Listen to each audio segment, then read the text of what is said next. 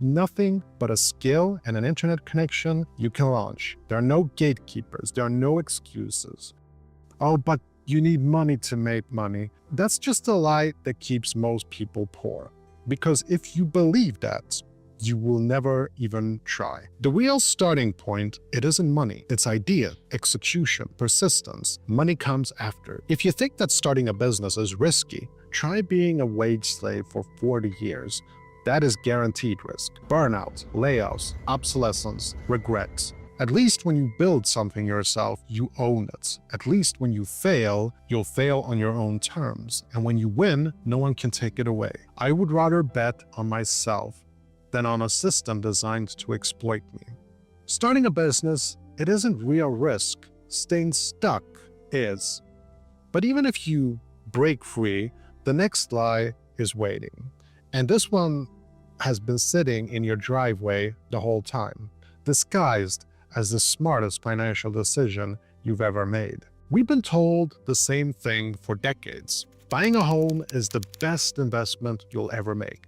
It sounds safe, respectable, the ultimate sign of financial responsibility. But your primary home, it isn't an investment, it's a liability. And confusing the two is exactly why most people stay broke. So here's the truth. An asset puts money in your pocket, a liability takes money out.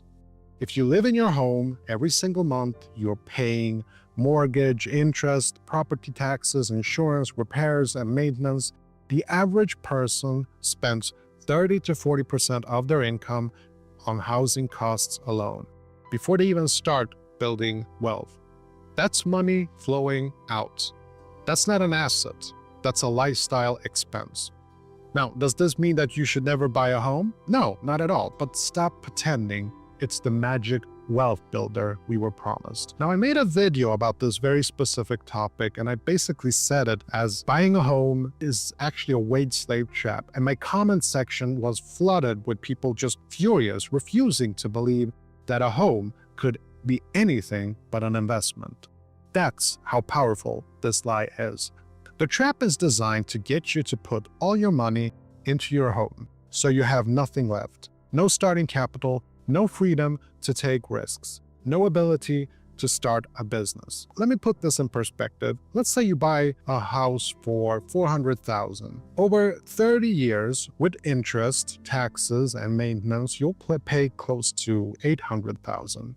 And most people never do that math. Meanwhile, if you've invested just $100,000 in the S&P 500 and you let it compound over those same 30 years, you would have $1 million. That's called opportunity cost, and nobody talks about it. That's the hidden price of the safe path. And while people are trapped pouring money into their homes, they're also too afraid to invest. They call the stock market a casino. They call it gambling. But here's the difference. Gambling is blind luck, hoping your number comes up. Investing is patience, discipline, strategy. When you invest, you're betting on time, on compound growth, on the fundamentals of real businesses. Yes, obviously there is risk involved, but it's a calculated risk, controlled, scalable. Investing isn't gambling.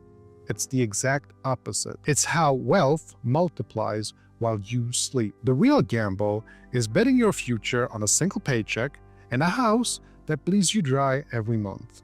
Your home isn't the investment that they promised, and the stock market, it isn't the casino they warned you about. But there is an even more dangerous lie people cling to, one that gives them permission to never even try. And it sounds like this: I never had a chance anyway. One of the most comforting stories that people tell themselves is this: most rich people inherited their money. Feels good, right? It means the game was rigged from the start and you were doomed to lose. But that story is false. Research shows that 79% of millionaires received zero inheritance. Zero. But wage slave society never lets you know that. Instead, they keep you distracted with sleazy examples like the Kardashians. Because if you believe that you need to be born into fame and fortune just to be rich, you'll never give yourself a pass to never even try. Kim Kardashian didn't build her empire from zero. She was born into wealth and connections. Her father was a celebrity lawyer. Her family already rich and famous. That's the story they want in your head. Because if the only examples you see are the Kardashians, you assume that wealth is unattainable for someone like you. You assume that it's reserved for the lucky few.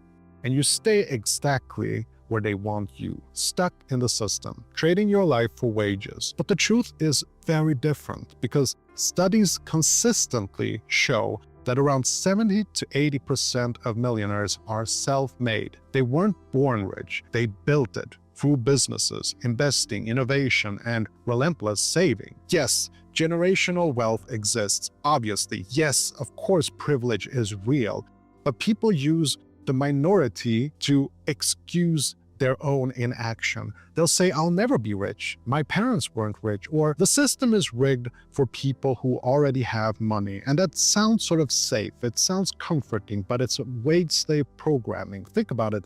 If you believe wealth is only inherited, you'll never try to create it yourself. You'll still be stuck, clocking in, clocking out, waiting for a miracle that never comes. And here's the uncomfortable truth. Most people aren't scared of failure. They're scared of responsibility. Because if wealth is something that you can build, then it's on you to build it. And if you stay broke, you can't blame your parents, you can't blame your boss, you can't even blame the system. The weight is actually heavy. So instead, people cling to the myth that only the lucky get rich. Wealth isn't handed down, it is created. One decision at a time, one investment at a time, one skill, one risk, one opportunity. The inheritance myth is the ultimate excuse. The truth is harder, but also more empowering. Your future is in your hands. It always has been. Most millionaires built their wealth from scratch, so inheritance isn't your excuse. But the next lie, it's the one that keeps you running in place forever, working yourself to the bone while someone else gets rich off your effort. We're told that hard work is a virtue, that grinding yourself into exhaustion is noble, that the more hours you put in, the more worthy you are. But hard work doesn't scale, systems do. And the people working the hardest usually make the least. Like, think about it. Think about the working receptionist, 60 hours a week. Someone like that can't magically earn more unless they sacrifice more hours. Their time is kept. Their body is kept. Their energy is kept. Meanwhile, the executive plays golf on Wednesday afternoons while their systems and teams generate income around the clock. This is the trap. Society glorifies sacrifice, but sacrifice doesn't build wealth. Leverage does, and the systems are the leverage. If hard work were the path to wealth, the rich wouldn't let us have it. Look around. The hardest workers are often the poorest, and the ones with leverage, they buy your hard work and live off the profits. And that's not even the worst part, because the second half of this lie is actually something very boring called taxes. Now, you're gonna be very interested to know that when income taxes were first introduced in 1913, they were designed to tax the wealthy. That's right. Back then, the poor weren't supposed to pay a dime. Only the richest 1% shouldered the tax. But over time, something happened. The system flipped. What started as a tax on the rich turned into an exploitation of the poor. Not because the rich somehow tricking the government, but because the wage slave system wants you poor. It needs workers broke and desperate, because if you weren't struggling, if you actually had freedom, you wouldn't keep showing up to trade your life away.